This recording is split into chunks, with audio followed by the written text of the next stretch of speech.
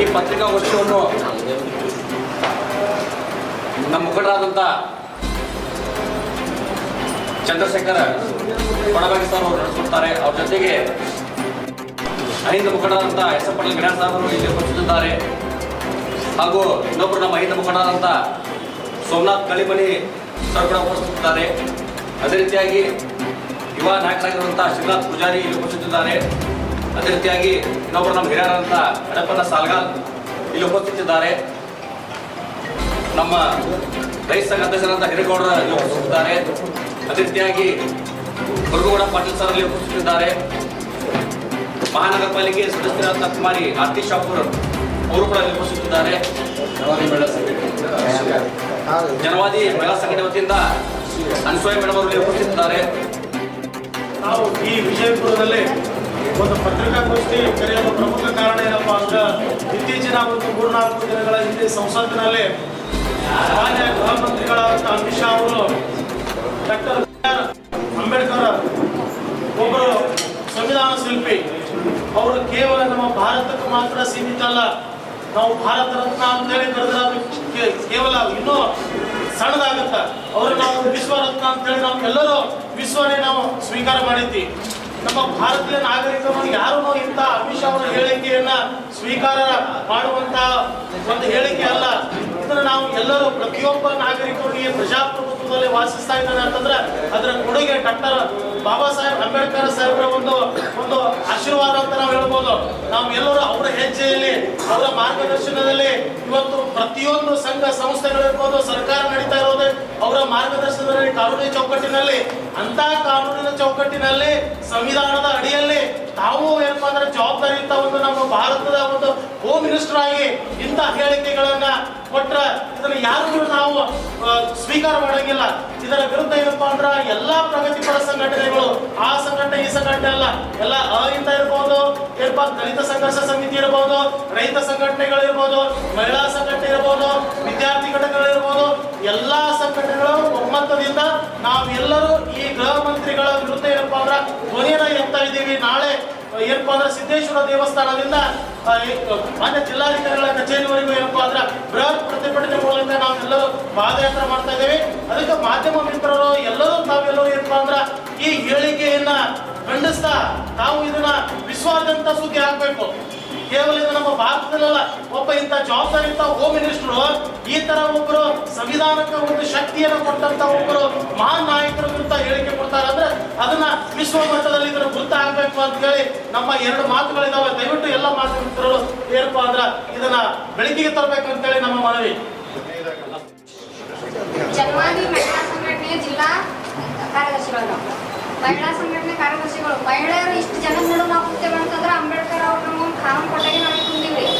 ಅದಕ್ಕಾಗಿ ಅಂಬೇಡ್ಕರ್ ಅವರಿಗೆ ಅವರು ಬಹಳ ಶಬ್ದಗಳಿಂದ ಮಾತಾಡ್ಯಾರ. ಅಂಬೇಡ್ಕರ್ ಅವ್ರಿಗೆ ಶೋಕಿ ಆಗಿದೆ ಅಂತ ಹೇಳ್ಯಾರ. ಅದು ಶೋಕಿ ಎಲ್ಲ ಅವ್ರ ಅಂತರಾಳದಿಂದ ಎಲ್ಲರೂ ಅಂಬೇಡ್ಕರ್ ಅಂತೀವಿ ನಾವು. ಅವ್ರು ಇದ್ದಾಗೆ ನಾವು ಇಲ್ಲಿ ಅದೀವಿ. ಅವರು ಅಂಬೇಡ್ಕರ್ ಕಾನೂನ್ ಮೇಲೆ ಕೂತ ಕೆಲಸ ಮಾಡಕತ್ತಾರ. ಅದನ್ನ ನಾವು ನೆನಪರ್ಯಾರಿ. ಅದಕ್ಕಾಗಿ ನಾವು ಮಹಿಳಾ ಸಂಘಟನೆಯವರು ಈಗ ಎಚ್ಚರಿಕೆ ಕೊಡ್ತೀವಿ. ಅವ್ರು ಈಗ ಕ್ಷಮೆ ಕೇಳಿಲ್ಲ, ರಾಜೀನಾಮೆ ಕೊಡಲಿಲ್ಲ ಅಂದ್ರೆ ಇಡೀ ದೇಶ ತುಂಬ ನಾವು ಪ್ರತಿಭಟನೆ ಮಾಡಕ್ ತಯಾರಿ.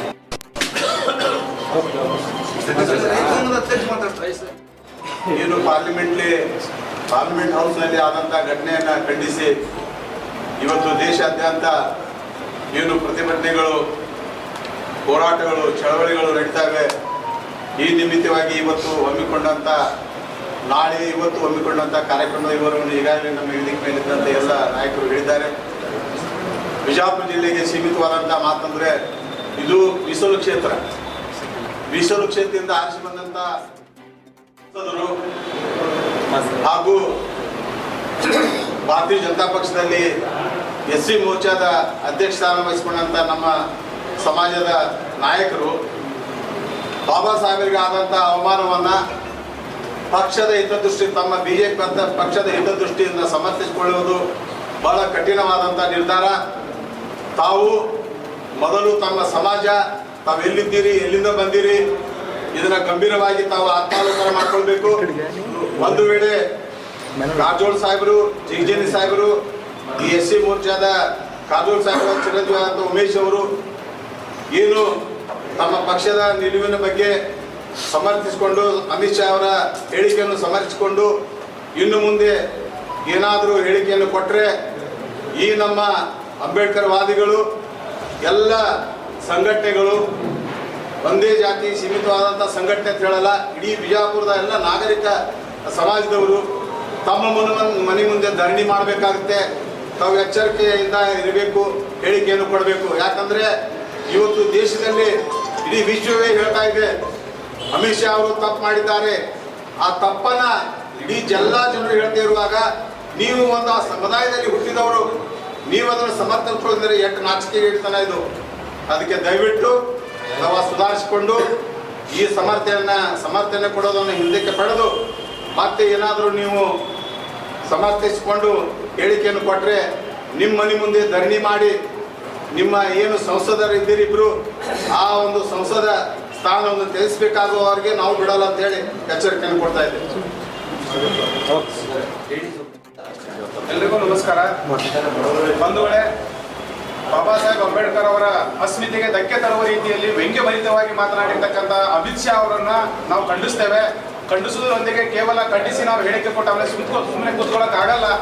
ಆ ಆಕ್ರೋಶವನ್ನ ಆಕ್ರೋಶ ಅದು ಕೇವಲ ನಾಯಕರು ಮಾತ್ರ ಆಕ್ರೋಶ ನೋಡೋದಲ್ಲ, ಜನರೇ ಆಕ್ರೋಶ ಭರಿತವಾಗಿ ದೇಶವೇ ಚೀಮಾರಿ ಹಾಕ್ತಕ್ಕಂಥ ಸಂದರ್ಭ ಈಗ ಒದಗಿ ಬಂದಿದೆ. ಈ ಯಾರಾದರೂ ಏನಪ್ಪಾ ಅಂತಂದ್ರೆ ನಾಗರಿಕ ಸಮಾಜ ಒಪ್ಪುವಂತ ಯಾವ ಮಾತನ್ನು ಕೂಡ ಆಡಲಿಕ್ಕೆ ಯೋಗ್ಯ ಇಲ್ಲದಿರ್ತಕ್ಕಂಥ ನಾಯಕರು ಸಂಸತ್ನಲ್ಲಿದ್ದಾಗ ಭಾರತ ದೇಶದ ನಾಯಕರಿಗೆ ಅಂದ್ರೆ ಅಗ್ರಗಣ್ಯ ನಾಯಕರಿಗೆ ಅವಮಾನ ಮಾಡ್ತಕ್ಕಂಥ ಇಂತಹ ಹೇಡಿಗಳು ಮತ್ತು ಹೇಸಿಗಳು ಅಲ್ಲಿ ಪಾರ್ಲಿಮೆಂಟ್ ನಲ್ಲಿ ಕೂತ್ಕೊಂಡಾಗ ಇಂತಹ ಮಾತುಗಳನ್ನೇ ಆಡ್ತಾರೆ ಹೊರತು ಅವರು ಭಾರತ ದೇಶಕ್ಕೆ ಗೌರವ ತರುವಂತಹ ಯಾವ ಮಾತುಗಳನ್ನು ಆಡಿಲ್ಲ. ಇವರು ಮಾಡಿರ್ತಕ್ಕಂಥ ಮಾತು ಇಡೀ ನಾಗರಿಕ ಸಮಾಜ ತಲೆ ತಗ್ಗಿಸುವ ಹಾಗೆ ಆಗಿದೆ. ಯಾಕಂತ ಕೇಳಿದ್ರೆ ಇಡೀ ವಿಶ್ವವೇ ಒಪ್ಪಿಕೊಂಡಿರ್ತಕ್ಕಂತಹ ಮಹಾನ್ ಮೇಧಾವಿಯನ್ನ ಪಾರ್ಲಿಮೆಂಟ್ ಅಲ್ಲಿ ವ್ಯಂಗ್ಯಭರಿತವಾಗಿ ಮಾತನಾಡಿದ್ದನ್ನ ನೋಡಿದ್ರೆ ಇಡೀ ದೇಶ ಜಗತ್ತಿನ ಮುಂದೆ ತಲೆ ತಗ್ಗಿಸುವಂತಾಗಿದೆ. ಇದನ್ನು ನಾವು ಖಂಡಿಸಿ ಭಾರತ ದೇಶದಲ್ಲಿ ಇಂತಹ ನಾಯಕರು ಅವರು ಹಿನ್ನೆಲೆಯನ್ನು ನೋಡಿದಾಗ ತಡಿಪಾರಾಗಿರ್ತಕ್ಕಂಥ ಗಿರಾಕಿ ಅದು. ಅವ್ರು ಏನಪ್ಪಾ ಅಂತಂದ್ರೆ ಒಂದಾನೊಂದು ಕಾಲದಲ್ಲಿ ಗಡಿಪಾರಾಗಿರ್ತಕ್ಕಂಥ ವ್ಯಕ್ತಿ ಹೋಗಿ ಪಾರ್ಲಿಮೆಂಟ್ ಅಲ್ಲಿ ಸೇರ್ಕೊಂಡಾಗ ಆಗ್ತಕ್ಕಂಥ ಅನಾಹುತಗಳಿಗೆ ಇದೊಂದು ಸಾಕ್ಷಿ ಆಗ್ತದೆ ಅಂತಕ್ಕಂಥದ್ದನ್ನು ಈ ಸಂದರ್ಭದಲ್ಲಿ ಹೇಳಕ್ಕೆ ಇಷ್ಟಪಡ್ತಾ ಇದ್ದೇನೆ. ಇದನ್ನ ಖಂಡಿಸಿ ನಾವು ಪ್ರಜ್ಞಾವಂತ ನಾಗರಿಕರು, ವಿಜಯಪುರ ಜಿಲ್ಲೆಯ ನಾಗರಿಕರು ಒಟ್ಟುಗೂಡಿ ಬೃಹತ್ ಪ್ರಮಾಣದಲ್ಲಿ ಒಂದು ಪ್ರತಿಭಟನಾ ರ್ಯಾಲಿಯನ್ನ ನಾಳೆ ಬೆಳಿಗ್ಗೆ 10 ಗಂಟೆಗೆ ನಾವು ಸಿದ್ದೇಶ್ವರ ದೇವಸ್ಥಾನದಿಂದ ಅಂಬೇಡ್ಕರ್ ಸರ್ಕಲ್ ವರೆಗೂ ಮಾಡಿ ಅಂಬೇಡ್ಕರ್ ಸರ್ಕಲ್ ನಲ್ಲಿ ಧರಣಿಯನ್ನು ಪ್ರಾರಂಭ ಮಾಡ್ತಾ ಇದ್ದೇವೆ. ಅದೇ ರೀತಿ ಇವತ್ತು ಕೂಡ ಎಲ್ಲರೊಟ್ಟುಗೂಡಿ ವಿಜಯಪುರ ನಗರದ ಎಲ್ಲ ನಾಗರಿಕರೊಟ್ಟುಗೂಡಿ ನಾವು ಶಿವಾಜಿ ಸರ್ಕಲ್ ಇಂದ ಅಂಬೇಡ್ಕರ್ ಸರ್ಕಲ್ ವರೆಗೆ ಬೃಹತ್ ಪಂಜಿನ ಮೆರವಣಿಗೆಯನ್ನ ನಾವು ಇವತ್ತು ಆಯೋಜನೆ ಮಾಡಿದ್ದೇವೆ. ಅದೆಲ್ಲವೂ ಕೂಡ ಇದು ಯಾಕೆ ಆಗ್ತಾ ಇದೆಯಪ್ಪ ಅಂತಂದ್ರೆ ಇದು ಅಮಿತ್ ಶಾನ ಹೇಳಿಕೆಯನ್ನ ಖಂಡಿಸಲಿಕ್ಕೆ ನಾವೆಲ್ಲರೂ ಕೂಡ ಆಕ್ರೋಶಭರಿತವಾಗಿ ಇವೆಲ್ಲವನ್ನು ಆಯೋಜನೆ ಮಾಡ್ತಾ ಇದ್ದೇವೆ. ಮುಂದಿನ ದಿನದಲ್ಲಿ ತಕ್ಕ ಪಾಠವನ್ನು ಕಲಿಸಲಿಕ್ಕೆ ಎಲ್ಲ ನಾಗರಿಕರು, ದೇಶದ ವಾಸಿಗಳು ತಯಾರಾಗಿದ್ದಾರೆ ಅಂತಕ್ಕಂಥದ್ದು ಒಂದು ಸಂದೇಶವನ್ನು ಕೊಡ್ಲಿಕ್ಕೆ ಹೊರಟಿದ್ದೇವೆ.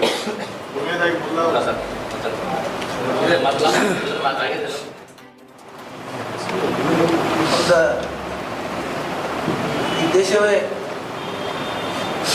ಅದನ್ನು ಖಂಡಿಸುವಂತ ಒಂದು ಮಾತುಗಳನ್ನು ಹೇಳಿದ್ದಾರೆ. 7 ಸಲ ಹೇಳಿದ್ದಾರೆ ಅವರು, 7 ಸಲ. ನಾನು ಇವತ್ತು ಅವ್ರು ಏನು ಹೇಳ್ತಿದ್ದಾರೆ ಹೇಳಿಲ್ಲ. ಅಂಬೇಡ್ಕರ್ ಮೊದಲೇ ನೀವು ದೇವರ ಹೆಸರು ತಗೊಂಡಿದ್ರೆ ನೀವು 7 ಜನ್ಮ ಸ್ವರ್ಗಕ್ಕೆ ಹೋಗ್ತಿದ್ರಿ ಅಂತ ಹೇಳ್ತಾರೆ.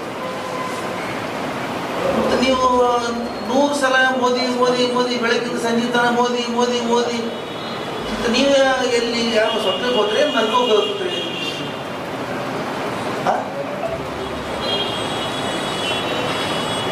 ಈ ದೇಶದ ಜನರಿಗೆ ಒಂದು ಅಸ್ಮಿತೆ, ಡಾಕ್ಟರ್ ಬಾಬಾ ಸಾಹೇಬ್ ಅಂಬೇಡ್ಕರ್ ಅವರು ಅಸ್ಮಿತೆ, ಅದನ್ನು ನೀವು ಇಸ್ಕೊಳಕ್ ಆಗ್ತಾ ಇಲ್ಲ. ನೀವು ಮೊದಲನೇ ಸಲ ಸರ್ಕಾರ ಮಾಡುವಾಗ 2014ರಲ್ಲಿ ಭಗವದ್ಗೀತೆಗೆ ನಮಸ್ಕಾರ, ಇದು ಸಂವಿಧಾನಕ್ಕೆ ನಮಸ್ಕಾರ ಮಾಡಿ ಹೋಗ್ತೀರಿ, ಪಾರ್ಲಿಮೆಂಟ್ಗೆ ಹಣೆ ಮುಟ್ಟಿ ನಮಸ್ಕಾರ ಮಾಡಿ ಹೋಗ್ತೀರಿ, ಒಳಗಡೆ ಹೋಗಿ ಎಲ್ಲ ಅದನ್ನು ತಿರುಚು ಕೆಲಸಗಳು ಮಾಡ್ತೀರಿ. ಒಂದಾದರೂ ನೀವು ಸಂವಿಧಾನಕ್ಕೆ ಗೌರವ ಕೊಟ್ಟು, ಡಾಕ್ಟರ್ ಬಾಬಾ ಸಾಹೇಬ್ ಅಂಬೇಡ್ಕರ್ ಅವರಿಗೆ ಗೌರವ ಕೊಟ್ಟು ಯಾವುದಾದ್ರೂ ಒಳ್ಳೆ ಕೆಲಸಗಳು ಮಾಡಿದ್ದೀರಾ? ಇವತ್ತಿನವರೆಗೆ ಮಾಡಿಲ್ಲ. ಏನಾಗಿದೆ ಅಂದ್ರೆ ನೀವು ಇವತ್ತಿನ ತನ ಡಾಕ್ಟರ್ ಬಾಬಾ ಸಾಹೇಬ್ ಅಂಬೇಡ್ಕರ್ ಅವರು ಇಡೀ ಜಗತ್ತಿನಲ್ಲಿ ಒಂದು ಶ್ರೇಷ್ಠವಾದ ಸಂವಿಧಾನ ಕೊಟ್ಟಿದ್ದಾರೆ, ಅದನ್ನ ನಿಮಗೆ ಸಹಿಸಲಿಕ್ಕೆ ಆಗ್ತಾ ಇಲ್ಲ. ನೀವು ಬಾಬಾ ಸಾಹೇಬರನ್ನ ದಲಿತರನ್ನಾಗಿ ನೋಡ್ತಾ ಇದ್ದೀರಿ ಇವತ್ತಿನವರೆಗೆ, ಈ ದೇಶದ ಅಸ್ಮಿತೆ ಅಂತ ನೋಡ್ತಾ ಇಲ್ಲ.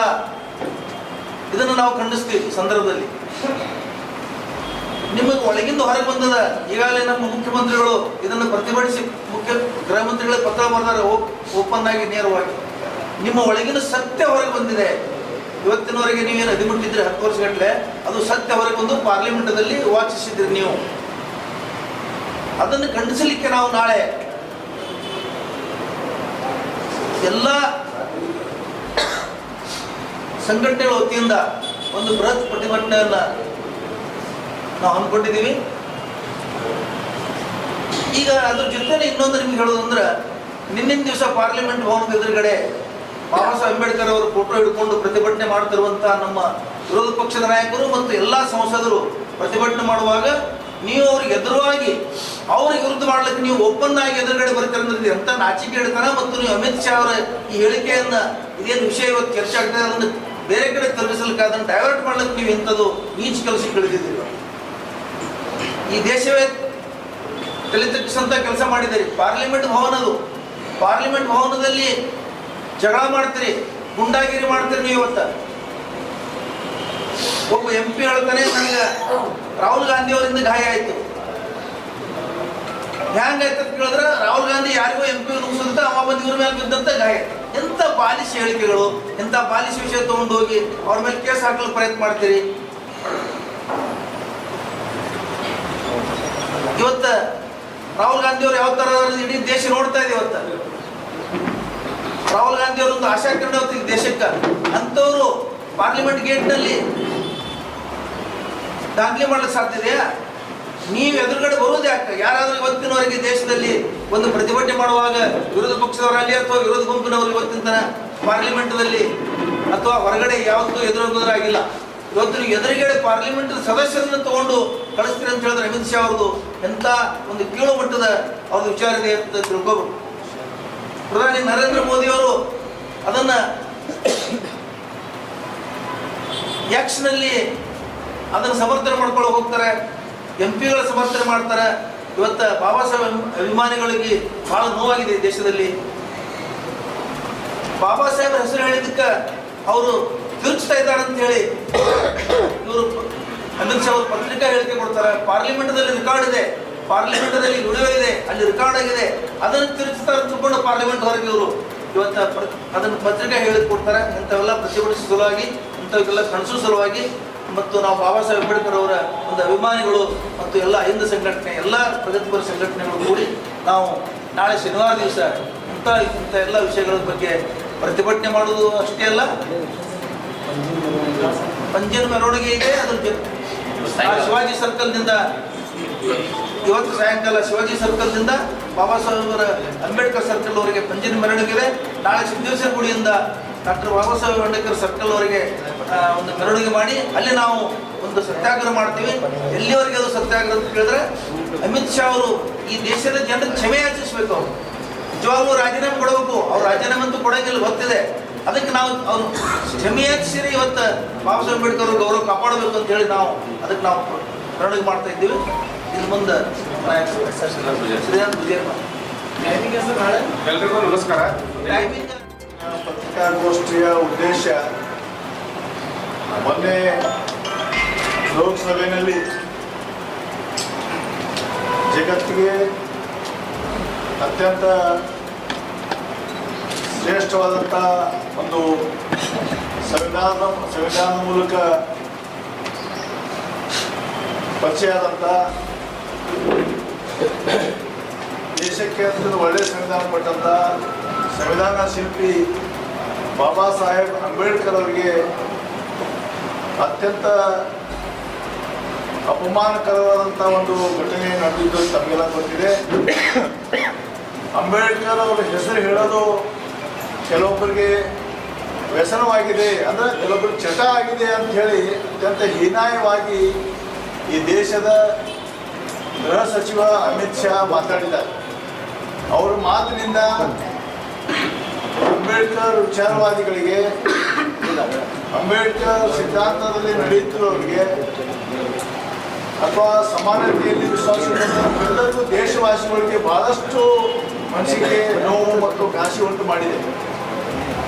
ಅದಕ್ಕೆ ಪ್ರತಿರೋಧವಾಗಿ ನಾವು ನಾಳೆ ಶನಿವಾರ ದೊಡ್ಡ ಮಟ್ಟದಲ್ಲಿ ಎಲ್ಲ ಪ್ರಗತಿಪರ ವಿಚಾರಧಾರೆ ಇದ್ದಂಥವರು, ಅಂಬೇಡ್ಕರ್ ಸಿದ್ಧಾಂತವಾದಿಗಳು, ಎಲ್ಲ ಮಹಿಳಾ ಸಂಘಟನೆಗಳು, ಯುವ ಸಂಘಟನೆಗಳು, ವ್ಯಾಪಾರಸ್ಥ ಸಂಘಟನೆಗಳು ಎಲ್ಲರೂ ಸೇರಿ ಇದಕ್ಕೆ ನಾವು ದೊಡ್ಡ ಮಟ್ಟದಲ್ಲಿ ಪ್ರತಿಭಟನೆಯನ್ನು ಹಮ್ಮಿಕೊಂಡಿದ್ದೇವೆ. ನಾಳೆ ಬೆಳಿಗ್ಗೆ ಅದು ಸಿದ್ದೇಶ್ವರ ದೇವಸ್ಥಾನದಿಂದ ಪ್ರಾರಂಭವಾಗಿ ಅಂಬೇಡ್ಕರ್ ಸರ್ಕಲ್ವರೆಗೆ ಬಂದು ಅಲ್ಲಿ ಸಭೆಯಾಗಿ ಮಾರ್ಪಾಡಾಗ್ತದೆ. ಅದ ನಂತರ ನಾವು ಧರಣಿಯನ್ನ ಮುಂದುವರಿಸ್ತೇವೆ. ಎಲ್ಲಿವರೆಗೆಪ್ಪ ಅಂತಂದ್ರೆ ಅಮಿತ್ ಶಾ ಈ ದೇಶದ ಜನರ ಕ್ಷಮೆ ಕೇಳಬೇಕು ಮತ್ತು ಮೋದಿ ಅವರು ಅವರ ರಾಜೀನಾಮೆಯನ್ನು ತೆಗೆದುಕೊಳ್ಳುವವರೆಗೆ ನಮ್ಮ ಧರಣಿ ಮುಂದುವರಿತದೆ. ಅದರ ನಂತರ ಎಲ್ಲ ಹಿರಿಯರೊಂದಿಗೆ, ಸಂಘಟನೆಗಳ ಮುಖಂಡರೊಂದಿಗೆ ಚರ್ಚೆ ಮಾಡಿ ಮುಂದಿನ ಹೋರಾಟ ಇನ್ನೂ ತೀವ್ರಗೊಳ್ಳುವ ನಿಟ್ಟಿನಲ್ಲಿ ನಾವೆಲ್ಲ ವಿಚಾರ ಮಾಡಿ ಹಂತ ಹಂತವಾಗಿ ಅವರು ರಾಜೀನಾಮೆ ಪಡೆಯುವವರೆಗೆ ನಾವು ಬಿಡೋದಿಲ್ಲ ಇದನ್ನು. ಅದಕ್ಕಾಗಿ ಇದನ್ನೆಲ್ಲ ನಿಮ್ಮ ಮೂಲಕನೂ ಕೂಡ ಜಿಲ್ಲೆಯಾದ್ಯಂತ ಇರುವಂಥ ಎಲ್ಲ ನಮ್ಮ ಬಾಬಾ ಸಾಹೇಬ್ ಅಂಬೇಡ್ಕರ್ ಅವರ ಅನುಯಾಯಿಗಳಿಗೆ, ಅಭಿಮಾನಿಗಳಿಗೆ, ಸಿದ್ಧಾಂತದಲ್ಲಿ ನಂಬಿಕೆ ಇಟ್ಟಂಥ ನಡೆಯುವವರಿಗೆ ಸಂದೇಶವನ್ನು ಕೊಡುವಂಥ ಒಂದು ಪ್ರಯತ್ನ ನಿಮ್ಮಿಂದ ಆಗಲಿ ಅನ್ನೋಂಥ ಒಂದು ವಿನಂತಿ ಮಾಡಿಕೊಳ್ಳೋ ಸಲುವಾಗಿ ಇವತ್ತಿನ ಪತ್ರಿಕಾಗೋಷ್ಠಿಯನ್ನು ನಾವು ಕರೆದಿದ್ದೇವೆ. ಈಗ ನಮ್ಮ ನಂತರ ನಮ್ಮ ಹಿರಿಯರಾದ ಚಂದ್ರಶೇಖರ್ ಕೊಡವಾಗಿ ಅವರು ಗೋಷ್ಠಿಯನ್ನು ಉದ್ದೇಶಿಸಿ ಮಾತಾಡ್ತಾರೆ. ಆಮೇಲೆ ಎಸ್ ಎಂ ಕೂಡ ಈಗಾಗಲೇ ನಮಗೆಲ್ಲರಿಗೂ ಗೊತ್ತಿದ್ದ ಹಾಗೆ ಸಂವಿಧಾನ ಶಿಲ್ಪಿ ಡಾಕ್ಟರ್ ಬಾಬಾ ಸಾಹೇಬ್ ಅಂಬೇಡ್ಕರ್ ಅವರ ಗೌರವ ಘನತೆಗೆ ಧಕ್ಕೆ ತುಂಬುವಂತಹ ದೇಶದ ಗೃಹ ಮಂತ್ರಿ ಅಮಿತ್ ಶಾ ಅವರು ಗೃಹ ಮಂತ್ರಿ ಮಾಡಿದ್ದೇ ಮೊದಲು ತಪ್ಪಲ್ಲ. ಯಾಕಂದರೆ ಪಾರ್ಲಿಮೆಂಟ್ಗೆ ಕಳಿಸ್ಬಾರ್ದು. ಯಾಕಂದರೆ ಒಬ್ಬ ಗಡಿಪಾರದಂಥ ಮನುಷ್ಯ ಇವತ್ತು ನಮ್ಮ ದೇಶದ ಗೃಹ ಮಂತ್ರಿ ಆಗಿರೋಂದ್ರೆ ಈ ರೀತಿ ಒಬ್ಬ ಏನವರಿಗೆ ಬಿ ಜೆ ಪಿದವರಿಗೆ ದುಡ್ಡು ಸಿಗೋದು ಗೊತ್ತಿಲ್ಲ. ಒಬ್ಬ ಬಸವೇಶ್ವರ ಬಗ್ಗೆ ಹೇಳ್ತಾನೆ, ಒಬ್ಬ ಅಂಬೇಡ್ಕರ್ ಬಾಬಾ ಸಾಹೇಬ್ ಡಾಕ್ಟರ್ ಬಾಬಾ ಸಾಹೇಬ್ ಅಂಬೇಡ್ಕರ್ ಹೇಳ್ತಾನೆ. ಏನಾಗ್ಯದ ಅರ್ಥ ಆಗ್ತದೆ. ಅದಕ್ಕೆ ಇವರಿಗೆಲ್ಲರಿಗೆ ತಕ್ಕ ಪಾಠ ಕಲಿಸ್ಬೇಕಾಗ್ಯದ. ನಾನು ಅಮಿತ್ ಶಾ ಅವರಿಗೆ ಎಲ್ಲ ಸಂಘಟನೆ ಪರವಾಗಿ, ಈ ದೇಶದ ಭದ್ರತೆಯ ಪರವಾಗಿ ಹೆಚ್ಚಿಗೆ ಕೊಡೋದು ಏನಂದರೆ, ಅವರು ಡಾಕ್ಟರ್ ಬಾಬಾ ಸಾಹೇಬ್ ಅಂಬೇಡ್ಕರ್ ಅವರ ಬೂಟನ್ನು ತಲೆ ಮೇಲೆ ಇಟ್ಕೊಂಡು ಆ ಸಮಾಧಿಗೆ ಹೋಗಿ ಡಾಕ್ಟರ್ ಬಾಬಾ ಸಾಹೇಬ್ ಅಂಬೇಡ್ಕರ್ ಅವರ ಸಮಾಧಿಗೆ ಹೋಗಿ ಅವರ ತಲೆ ಮೇಲೆ ಅವರ ಬೂಟನ್ನು ಇಟ್ಕೊಂಡು ಕ್ಷಮೆ ಕೇಳೋದು ಸಹ ಕಡಿಮೆ ಹೇಳಿದೆ. ಅದಕ್ಕಾಗಿ ನಾನು ಮತ್ತೊಮ್ಮೆ ಈ ಬಿ ಜೆ ಪಿ ನಾಯಕ ಈಗಾಗಲೇ ಅಡಪ್ಪ ಸಾಲಗಳು ಹೇಳಿದಾಗೆ ಏನು ಬಿ ಜೆ ಪಿಯಲ್ಲಿ ಇರುವಂಥ ದಲಿತ ನಾಯಕರು ಏನದಲ್ಲ, ಇವತ್ತು ಯಾಕೆ ಬಾಯಿ ಮತ್ತು ಮುಚ್ಕೊಂಡೆಲ್ಲ ಬಾಯಿ ಮತ್ತು ಎಲ್ಲ ಅವನು ಮುಚ್ಕೊಂಡು ಇವತ್ತು ಕೂತ್ಕೊಂಡಿದ್ದಾರೆ. ಅದಕ್ಕಾಗಿ ನಾನು ಹೇಳ್ತೇನೆಂದರೆ, ಈ ರೀತಿ ಅಮಿತ್ ಶಾ ಏನು ಹಿಟ್ಲರ ಯಾಕೆ ಇಷ್ಟು ಅನಿಸಿಕೆ ತಮಗೆ ಬಿ ಜೆ ಪಿಲಿರುವಂಥ ನಾಯಕರಿಗೆ? ಯಾಕೆ ತಾವು ತಮಗೇನಾದರೂ ಕುರ್ಚಿದ ಅವರಿಗೆ ತಮಗೇನಾದರೂ ತೊಂದರೆ ಬರ್ತದೆ ಅಮಿತ್ ಶಾ ಅಂತೇಳಿ ಅಂಜಿಕೆಯಿಂದ ತಾವು ಸೋಲ್ಬಿಟ್ಟಿದ್ದೀವಿ. ನಾನು ಹೇಳ್ಕೊಂಡ್ರೆ ತಮಗೆ ಅಂಬೇಡ್ಕರ್ ಡಾಕ್ಟರ್ ಬಾಬಾ ಸಾಹೇಬ್ ಅಂಬೇಡ್ಕರ್ಗಿಂತ ನಿಮ್ಗೆ ಕುರ್ಚಿ ಭಾಳ ಮಹತ್ವದಲ್ಲ. ಯಾಕಂದ್ರೆ ತಮಗೆ ಕುರ್ಚಿ ಸಿಕ್ಕಿದೆ ಅವ್ರ ಪುಣ್ಯಾತ್ಮ ಅವನಿಂದ ಸಿಕ್ಕದಂಥ ಕುರ್ಚಿ. ಅದಕ್ಕಾಗಿ ಆ ಕುರ್ಚಿಗೆ ಒದ್ದಿ ತಾವು ಸಾಮೂಹಿಕವಾಗಿ ಎಲ್ಲ ದಲಿತ ನಾಯಕರು, ಬಿ ಜೆ ಪಿ ಇರುವಂಥ ಎಲ್ಲ ದಲಿತ ನಾಯಕರು ಸಾಮೂಹಿಕವಾಗಿ ರಾಜೀನಾಮೆ ಕೊಟ್ಟು ಹೊರಗೆ ಬರಬೇಕಂತ ನಾನು ಮತ್ತೊಮ್ಮೆ ಅವ್ರಿಗೆ ನೆನೆಸ್ಕೊಳ್ತೇನೆ. ಯಾಕಂದರೆ ಈ ಕುರ್ಚಿ ಅಧಿಕಾರ ಸಿಕ್ಕಿದೆ ಡಾಕ್ಟರ್ ಬಾಬಾ ಸಾಹೇಬ್ ಅಂಬೇಡ್ಕರ್ ಅವರಿಗೆ. ಅದಕ್ಕಾಗಿ ಇಂಥ ಆ ಅಮಿತ್ ಶಾಗೆ ಅಂಜಿ ತಾವು ಏನಾದರೂ ಕೂತ್ರೆ ನಮಗೆ ಜನ, ಈ ದೇಶದ ಜನ ಏನಾದರೂ ಓಡಾಡಿಸಿ ಹೊಡೆಯುವಂಥ ಪರಿಸ್ಥಿತಿ ನಿರ್ಮಾಣ ಆಗ್ತದೆ. ಅದಕ್ಕಾಗಿ ದಯವಿಟ್ಟು ಅಮಿತ್ ಶಾ ಭಾಳ ಮುಖ್ಯ ಅಲ್ಲ, ಮತ್ತು ಡಾಕ್ಟರ್ ಬಾಬಾ ಸಾಹೇಬ್ ಅಂಬೇಡ್ಕರ್ ಅವರ ಗೌರವ ಘನತೆ ಭಾಳ ಮುಖ್ಯ ಅಲ್ಲ. ಅದಕ್ಕಾಗಿ ಮತ್ತೊಮ್ಮೆ ನಾನು ಅವರಲ್ಲಿ ವಿನಿಸ್ಕೊಳ್ತೇನೆ, ಈ ರೀತಿ ತಾವು ಮತ್ತೆ ಅಮಿತ್ ಶಾ ಅವರಾಗಲಿ, ಬಿ ಜೆ ಪಿ ನಾಯಕರಾಗಲಿ ಈ ರೀತಿ ದೇಶದಲ್ಲಿ ಈ ರೀತಿ ತಾವು ನಡವಳಿಕೆ ಮಾಡಿದ್ದೇ ಆದಲ್ಲಿ ಈ ದೇಶದಲ್ಲಿ ರಕ್ತಪಾತ ಆಗುವಂಥ ಸಂಭವ ಕೂಡ ಇದೆ ಅಂತ ನಮಗೆ ಎಚ್ಚರಿಕೆ ಕೊಡ್ತಾರೆ. ಈಗ ಕಾಂಗ್ರೆಸ್